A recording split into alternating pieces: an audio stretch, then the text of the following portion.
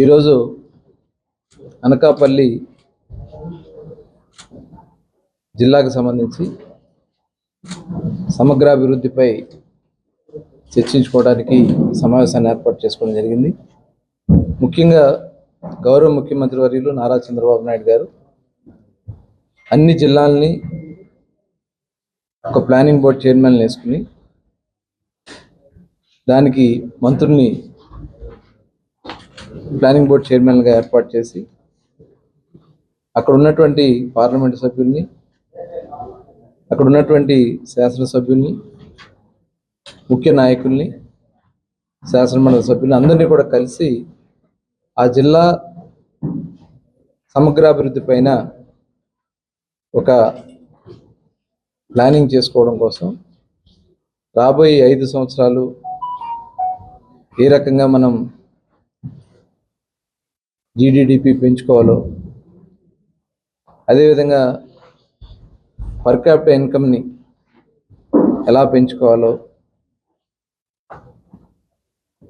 ఒక ప్లానింగ్ చేసుకోమని చెప్పడం జరుగుతోంది.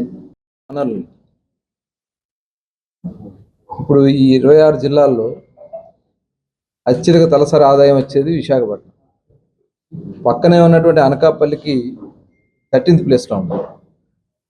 అక్కడ ఉన్నటువంటి వనరులు ఏ రకంగా మనం అభివృద్ధి చేసి పోటీతత్వంతో ప్రతి జిల్లాని తీసుకురావడమే కాకుండా తద్వారా ఆంధ్ర రాష్ట్రాన్ని 15% గ్రోత్తో మనం తీసుకెళ్ళగలిగితే భారతదేశంలోనే అత్యధిక పర్ క్యాపిటల్ ఇన్కమ్తో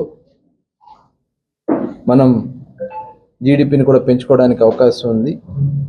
దానికి తగిన ప్లానింగ్ చేసుకోమని వారు ఆదేశించడం జరిగింది.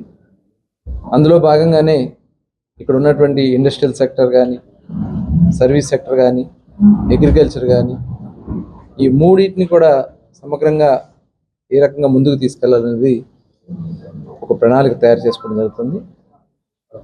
మరి మొన్న గౌరవ ప్రధానమంత్రి గారు, మన ముఖ్యమంత్రి గారి కృషితో దాదాపు 2 లక్షల కోట్ల రూపాయల ఇన్వెస్ట్మెంట్స్ని అనకాపల్లిలో ప్లాన్ చేసుకోవడం జరిగింది. మరి అందులో భాగంగానే ఎన్టీపీసీకి సంబంధించినటువంటి గ్రీన్ హైడ్రోజన్ ప్రాజెక్ట్ దాదాపు 1,85,000 కోట్ల ఇన్వెస్ట్మెంట్తో గ్రీన్ ఎనర్జీ ప్రపంచంలోనే ఒక హబ్గా ఈ ప్రాంతాన్ని డెవలప్ చేయాలనే ఆలోచన చేస్తూ ఉన్నారు. మరి అదేవిధంగా బల్క్ డ్రగ్ పార్కు కూడా మొన్న ప్రధానమంత్రి గారు శంకుస్థాపన చేయడం కూడా జరిగింది. ఆల్రెడీ ఇక్కడ ఫార్మాలో కూడా చాలా ముందంజలో ఉంది ఈ ప్రాంతం అంతా కూడా.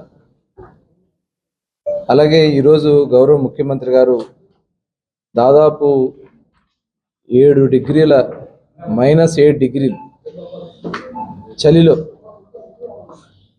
74 సంవత్సరాల వయసులో ఆంధ్ర రాష్ట్రం కోసం పరితపిస్తూ ఇవాళ పెట్టుబడులను ఆకర్షించడానికి, మనకున్నటువంటి వనరుల్ని సద్వినియోగం చేసుకోవడానికి వారు చేస్తున్నటువంటి కృషిలో భాగంగానే ఇవాళ ఆర్సీఆర్ మిట్టల్ దాదాపు 17.8 మిలియన్ టన్స్ స్టీల్ ప్లాంట్ని ఇక్కడ ఏర్పాటు చేయడానికి ఈరోజే MOU చేసుకోవడం జరిగింది.